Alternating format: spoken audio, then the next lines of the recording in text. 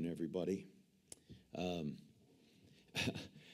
What do you say after a shellacking like that? That was probably the most talented football team that I've ever seen on a college football field. And I've had the great fortune to coach in some big games and against some really good teams, and man, they were just everything advertised. Big, athletic, really fast. What a great football team, and well coached. So they did a great job. We obviously just couldn't get anything going offensively, and on defense. Just they made some plays and turned us around and made some throws, and just an incredible group of players. And as I said, schematically very well coached and prepared, and so we took a pretty good butt whipping on Saturday. It's disappointing. We had hoped we could go in there and battle those guys, and we've done that here in the past. We've played some big teams in some big stadiums and been able to kind of slug it out and stay in the game, but this one it just wasn't the case. They were far superior than us. It's disappointing for our players. It was a great atmosphere. I mean, just incredible. 100,000 plus there. It was loud, and it's everything that people imagine in the biggest of big time college football atmospheres.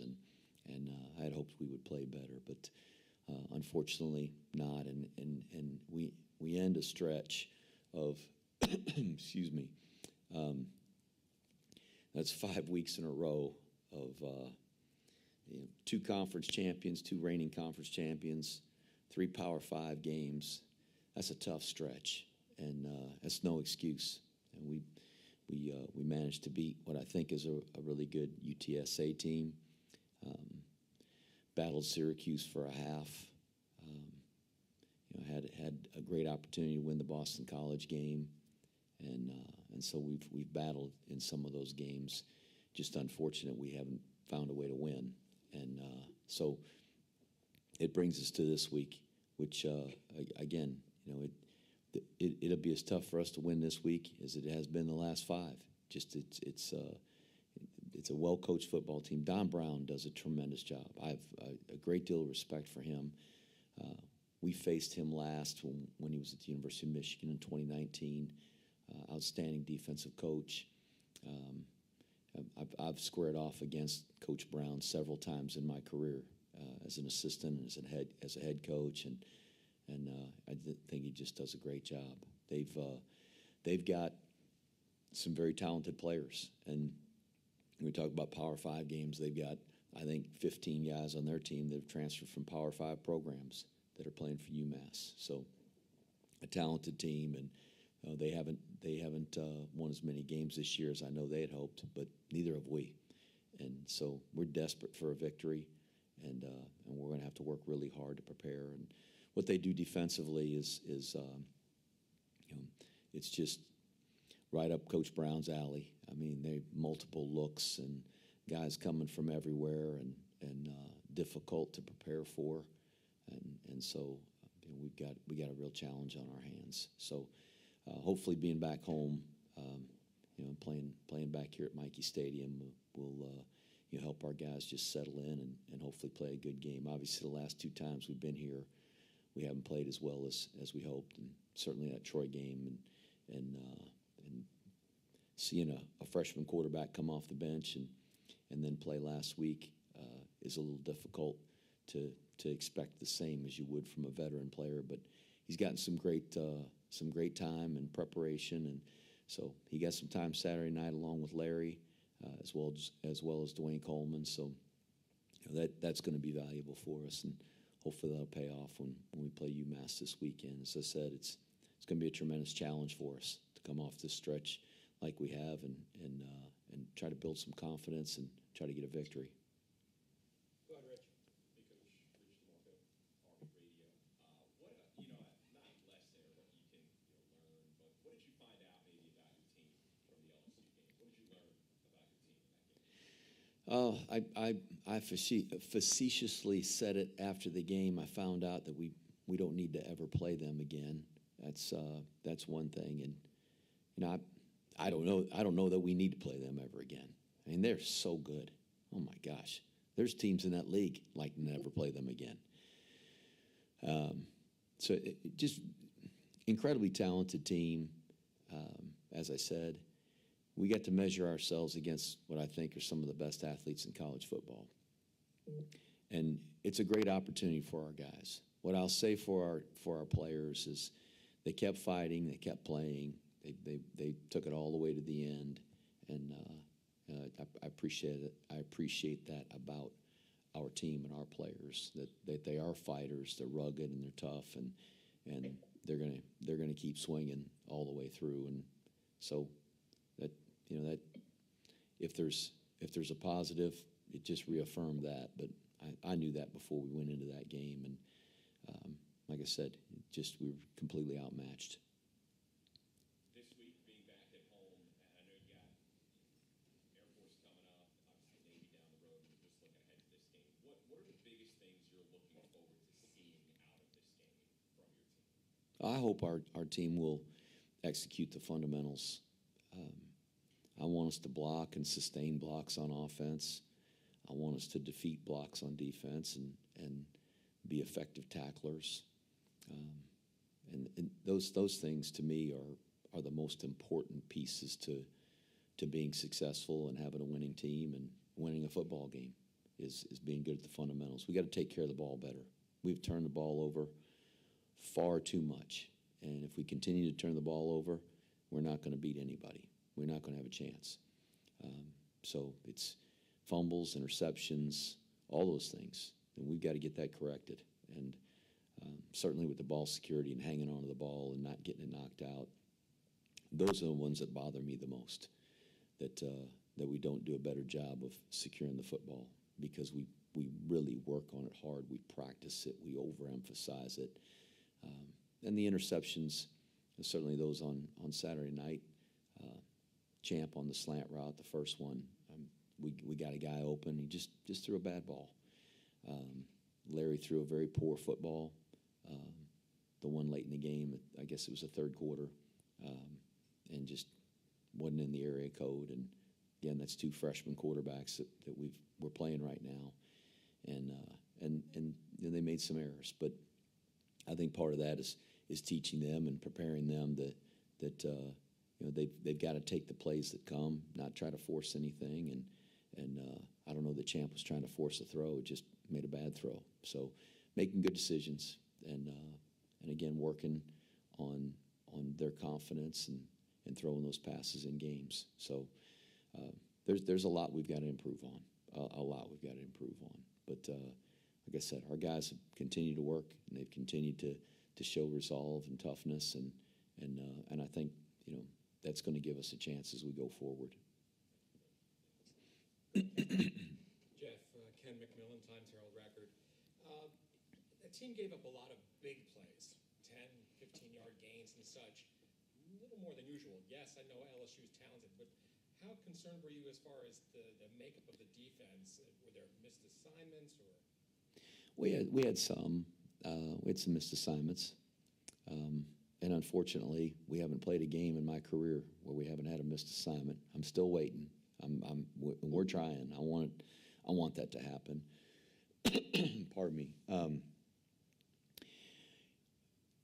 I think at times when you've got somebody that's very, very talented across from you, and you're trying to defeat that guy in a one-on-one battle, in nature, sometimes to feel like I'm starting to lose this fight, and I try something that maybe isn't within what I'm taught in terms of fundamentals. Whether it's trying to beat a block or trying to block somebody or cover a receiver or whatever it may be, human nature is just I'm going to try to survive this right now. I'm in this 4-second battle with this guy, and I'm starting to lose this battle. And so they get themselves out of position, maybe with poor fundamentals. But frankly, some of it is just physical superiority. Physical superiority cancels all theory. Paul Johnson used to say that, and he's right. If an athlete or a team that's physically superior plays with good fundamentals and plays really hard and is trying their best, it's going to be hard for someone that's physically inferior to defeat them. They have different weight classes in boxing for a reason. The welterweight champion doesn't go take on the heavyweight champion just because he's the welterweight champion. The welterweight champion doesn't take on an 0-45 punching bag that's a heavyweight.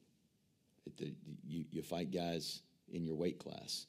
And, our guys are tough, and our guys will battle anybody. But that was a physically superior team. They were fast and big and athletic and just as good as I've ever seen. And we've played some big teams here. We played Michigan a couple years ago, and I thought we played them really tough. Played Wisconsin a couple years ago, thought we played them really tough. Oklahoma played them really tough. We played Ohio State. We scored one time. They beat us, I think, 45-7. We had a 99-yard drive. It was a great drive. But to sustain that against a team that's physically superior and well-coached and playing hard, those teams are hard to beat. Like I said, LSU, it's hard for anybody to beat them. And so you look at games that are played in that league, and I think of the athletes in that league and the coaching that's going on in that league, just the SEC. Even the teams that are at the bottom of the SEC in terms of the standings are still athletically, their speed, their quickness, their size, match them up against our team or a typical group of 5 team. It's not the same. And so to beat them, we've got to be very sound in our assignments. We've got to be very sound in our fundamentals. We've got to play really, really well and hope that maybe they screw it up a little bit and give us a chance to kind of be in it. And I mean, we just couldn't get anything going on offense. And when we put the defense out there against them, there's a reason they're one of the top 10 teams in the country in both rushing and passing offense. I mean, they've got a Heisman Trophy candidate quarterback, and the receivers and the running backs and the offensive line. You saw the offensive line; they look like redwood trees. I mean, our guys are going out there and they're looking like that at them. They're big, and they're not just big redwood trees. They can move their feet. Those guys are going to get paid millions of dollars a year or two from now to play football. And our guys are going to be second lieutenants in the Army. Doesn't mean our guys are bad players or untalented. We got talented guys on our team, but it's LSU. It's a different level. And this time, playing a big team like that, I know there's been times where we've battled teams tough. This time, we just couldn't hang with them. You like to say that you want your team to learn something from every game, every practice. What do you hope they gained from facing a super talented team like LSU? Are there benefits that you can draw? I think it's again just to reaffirm that they've got to play with great fundamentals and not miss assignments. And if you're going to battle the very best, that you got to play your very best. And we should strive to do that all the time. And so, I mean, hopefully our guys realize that that they faced a team that's very talented. Guys in one-on-one battles are very talented. They don't have to feel like it's a complete failure to lose to LSU. Certainly we failed. Our goal is to win. We went into the game expecting to win. We went into the game expecting to play our very best, and we didn't.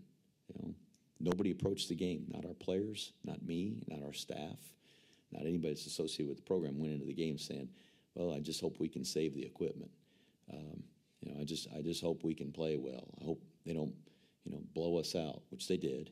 We went into the game fully expecting to put ourselves in position to win.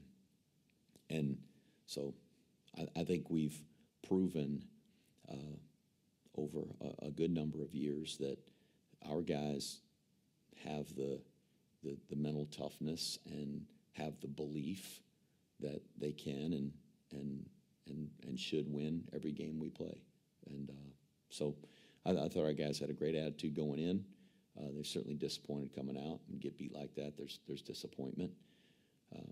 But I think our guys, it helps them, again, understand how important it is to play with great fundamentals and to execute our assignments as flawlessly as possible, because that is the only thing that will give us a chance to win. You mentioned the quarterbacks. Can you give us your reasoning for pulling Champ at halftime and going with Larry at that point? Was it an experience thing, or were you not happy with what Champ was doing? Well, I mean, I think it was 38-0 at that point. And so, here's a guy that's 18 years old, was playing at St. Thomas Aquinas High School at this time a year ago, and had a great career doing that. Just started his very first game of his career against LSU. It's a great experience for him, but he hadn't played great, and frankly, they were beating the heck out of us. So to get another quarterback who I think's a really good athlete, a chance to go in there and play against LSU and have that experience, thought it was very valuable. And I don't know that there's this huge gap between Larry and Deuce, or excuse me, between Champ and Deuce. Larry Senior's his dad, so he's Deuce. But I don't know that there's a huge difference between those two guys, and just felt like it was an opportune time to get him some reps against a great team, great players, and then we were able to get Coleman in there for some. So, I mean, that's valuable experience for those guys. And, nobody was conceding. If we were conceding, I'd have kicked a field goal down there in the third quarter. We could have lined up. Moretzky can bang a field goal from there. But it's 38-0. The goal is to try to win the football game. So if we were going to have a chance to win the football game, we needed to go for it on fourth down, not kick a field goal. And so it wasn't that we were conceding anything, just maybe Larry comes in there and provides a spark. Maybe he does some things that Champ didn't do in the first half, and that was kind of the impetus for that. And you thought Larry played? I thought similar mistakes. It's a big atmosphere and a big stage in his first real time, and throwing the pick there. We had a route on the sideline, and he kind of threw it right down the middle of the field. I'm not sure why he did that, and maybe he's not sure either. But again, that comes with the experience. So they both got a lot to do to improve, and we need them to do it pretty quickly because they're the next guys in line behind Bryson Daly. And if Bryson doesn't play, we got to have those guys playing and ready to go. Can you give us a Bryson update? He's improving. He's going to be out there on the practice field today and be able to do some things with us today, hopefully more tomorrow. But he's improved tremendously from last week. Charles, go ahead on Zoom. Good afternoon, Coach. Charles Gibbs here with GoBlackKnights.com. Coming out of the game, like Saturday's game against LSU, especially on the road, can take its toll physically, as you just mentioned, but also emotionally. Can you talk about how you get the team back on par and not just from a coaching perspective, but also looking to the leadership of this team to step up and get the team refocused and ready for this week's practice as well as Saturday's game? Sure. I mean, it's a challenge. It's a challenge to go on the road, play at night. I think we got back to campus at 4:30 a.m., and so the guys really haven't had any sleep. Sleeping on an airplane sitting upright is not quality sleep. So hopefully Sunday they got back to their barracks rooms and were able to lay down in their beds and get some quality sleep. Sunday we typically practice. We kind of pulled our foot off the gas a little bit to help our guys recover. We did lift and meet, but we did a walkthrough on Sunday rather than practicing. Just felt like that was going to be beneficial for their recovery. they had a great attitude. You know, nobody's walking around with glassed over eyes, and they know exactly why we're in the position we are, and they know we need to execute better our assignments and our fundamentals, and our guys work. They work really hard, but again, they've played some really good teams, and if comparatively speaking, for who we are, this last 5-game stretch it's been a bugger, and I wish we could have won some of those games. We had a chance to win some of those games, but we didn't, and that's our responsibility.